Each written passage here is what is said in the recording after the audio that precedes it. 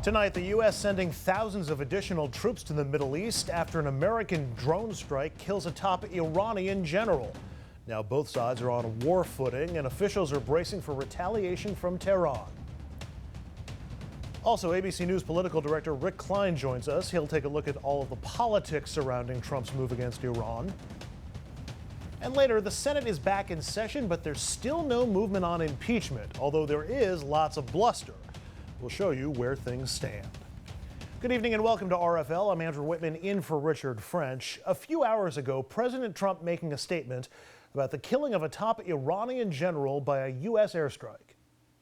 Soleimani has been perpetrating acts of terror to destabilize the Middle East for the last 20 years. What the United States did yesterday should have been done long ago. A lot of lives would have been saved. We took action last night to stop a war.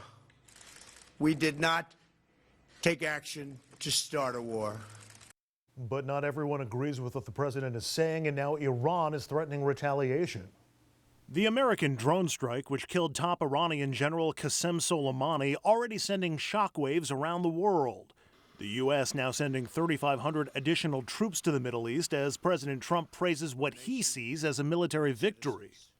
Last night, at my direction, the United States military successfully executed a flawless precision strike that killed the #1 terrorist anywhere in the world. One U.S. official and a source familiar with the matter telling ABC News that Soleimani was planning a series of attacks across Lebanon, Iraq, and Syria. In Washington, the president's supporters lauding that swift action. The architect and chief engineer for the world's most active state sponsor of terrorism has been removed. But world leaders are urging caution, some fearing further escalation.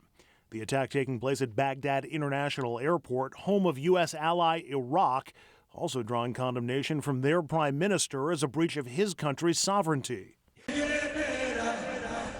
Iranians taking to the streets as their supreme leader vows, quote, severe revenge against the United States, perhaps turning the thousands of American troops and intelligence workers in the region into targets. Some Democrats upset because they weren't involved in the decision to strike, now concerned about the consequences moving forward. This action may well have brought our nation closer to another endless war, exactly the kind of endless war the president promised he would not drag us into. There is a lot to discuss and analyze. To do that, we're joined by international editor at Slate, Joshua Keating. First of all, Josh, who was Soleimani? What had he done, and what was the strategic value for the U.S. of neutralizing him? Well, Soleimani was the commander of the Quds force, which is sometimes called Iran's Foreign Legion, but it's more than that. So he was kind of the chairman of the Joint Chiefs, the head of their special operations forces, and the head of their forces in Iraq and Syria, all rolled into one. So I don't think, he was in charge of all these militias that are used to promote Iran's interests across the region. So you really can't underestimate his importance for Iran's foreign and national security policy. How badly will his death hamper Iran's efforts in those regards? But also, we have any idea how Iran and its satellites will respond? Yeah, so he's undoubtedly an influential figure. I mean, he's become kind of iconic, especially for members of these Shiite militias I was talking about. On the other hand, they promoted his deputy right away to replace him. The supreme leader of Iran has already vowed to retaliate, and I think we should have every expectation that they will. They're not going to let this go unanswered. We may not see that retaliation immediately. I don't think Iran wants to get into an open state of warfare with the United States. That wouldn't work out well for them. Josh, do you think this White House had and has a strategic plan to deal with the fallout and what comes next? Was this part of some larger operation, or more a target became available and we took our shot? This was meant to deter future attacks and maybe even one specific attack. On the other hand, you have to look at this. It's part of this sort of tit-for-tat cycle of retaliation we've seen over the past week between the U.S. and one particular Iraqi militia, and that most recently led to the storming of the U.S. embassy earlier this week by members of that pro-Iran militia. So I think you have to see this in that context. The U.S. had to respond. But this is a really, usually when you talk about proportionality in responses, this is a major escalation. The Trump administration is clearly not trying to de-escalate this situation. They're hoping to, dial up the pressure in hopes of either deterring Iran going forward. Maybe Donald Trump still thinks he can get some kind of deal out of Iran on the nuclear program. I'm a little skeptical. I think this is only going to harden Iran's resolve to resist more and dial up more attacks. Our two largest partners in the Middle East, Israel and Saudi Arabia, are both cheering the attack and would certainly support a U.S. standoff against Iran. How would an Iran-U.S. standoff change the balance of power in that region? The fact is they're going to be the ones that face the blowback. Iran is probably not going to attack, or at least not to a great extent, U.S. personnel again. But, I can definitely imagine more attacks on Saudi Arabia, on the Gulf state, on Israel. They may act in Syria, in Yemen.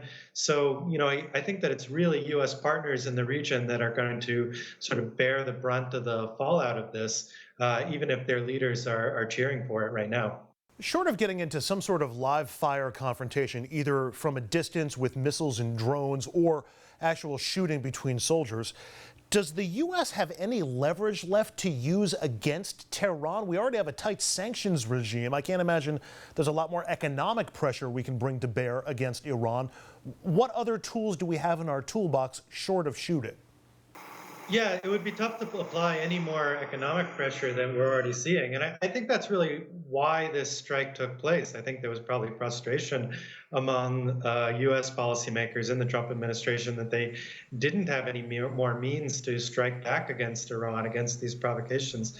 I mean, I think you have to look at a lot of this as the fallout to Trump pulling out of the Iran nuclear deal last year. I mean, a lot of the attacks we've seen have come since that and in response to this maximum pressure campaign. So, I think a lot of people were predicting just what we're seeing, that, if the U.S. dialed up economic pressure as much as it has, that Iran was going to respond. And this isn't in any way to justify the attacks Iran has carried out against the U.S. or Saudi Arabia or anything else. But I think, a lot of this is the predictable consequences of Trump's decision on the nuclear deal. And that was going to be my next question, how we got here. During the Obama administration, it seemed like Iran relations were normalizing, and then we busted up the nuclear deal under Trump and we applied sanctions. To your mind, is this all Trump's baby, or if we believe the rhetoric from Donald Trump, wasn't Iran supposed to wilt by now under the weight of those sanctions? Yeah, it doesn't appear that way. I mean, so the sanctions are definitely having an impact on the Iranian economy. The Iranian economy is really suffering. That's one of the reasons for these massive protests we've seen across Iran in recent months. But, the goal of maximum pressure should not be to make life miserable for ordinary Iranians. It's supposed to change the Iranian regime's behavior. And I think in that respect, you have to say it's been a failure. If anything, Iran's become more aggressive. It's abandoning the parts of the nuclear deal, which, by the way, it was adhering to until the U.S. pulled out, and is now restarting a lot of its enrichment activities. So, it may be that they, clearly they think if they just dial up the pressure enough that the Iranian regime will just collapse. But we haven't really seen a sign of that. And, a lot of these protesters in the street, they may not like their government. They may not like the Islamic State that rules over them, but the Islamic Republic, rather. But, that doesn't mean that they would welcome U.S.-backed regime change. They don't want to see a U.S. Invasion of their country either. I think that's the quickest way to turn these anti-government protests we've seen in Iran against the United States. There was a vote today in the Iraqi Parliament to basically eject the U.S. out of that country. I'm wondering, do they have that power? And if we lose our foothold in Iraq, what does that do to our abilities in the region?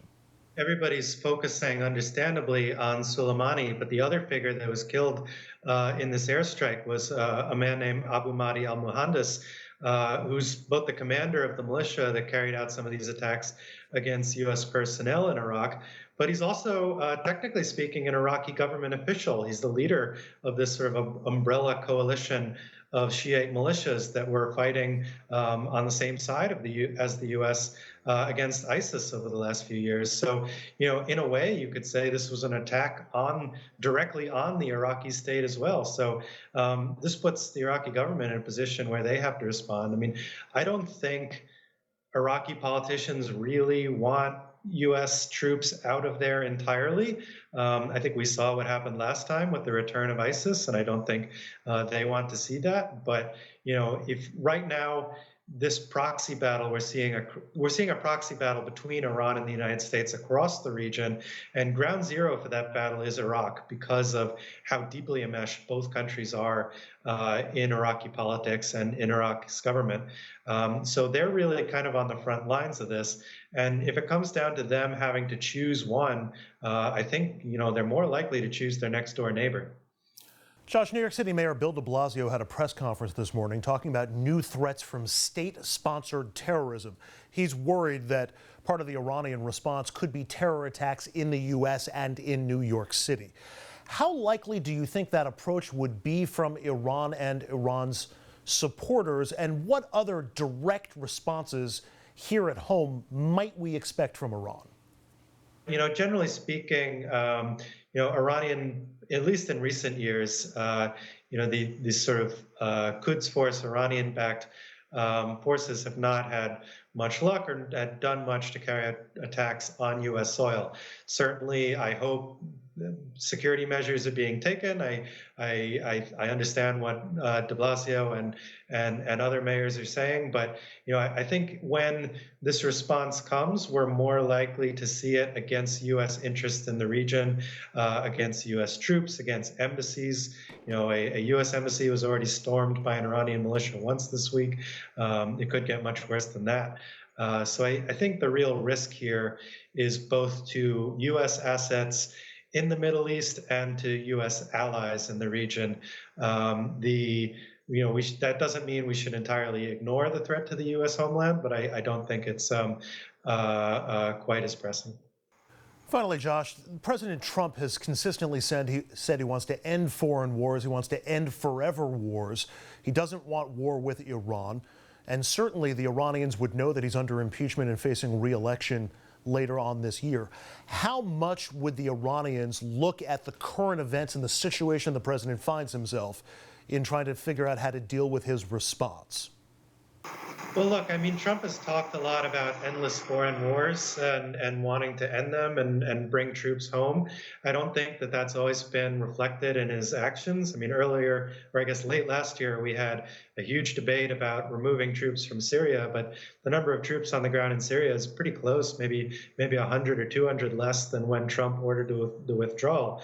In the meantime, he's approved one record defense budget after another. He's brought us to the brink of direct armed conflict with Iran, with North Korea. He's threatened it against Venezuela and other countries. So, I think this idea that Trump is ending foreign wars is a little misplaced and is kind of taking his rhetoric at face value.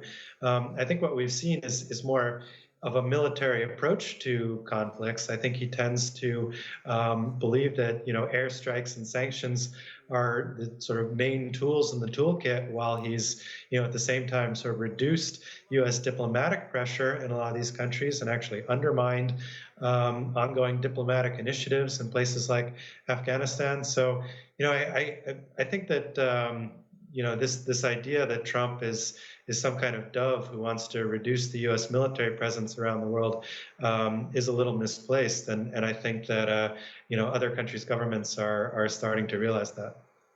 Joshua Keating is the international editor at Slate. Josh, I appreciate a few minutes on a busy day. And up next, just like everything else that happens, politics is playing a big part in this story. We'll discuss that after the break with ABC News political director Rick Klein.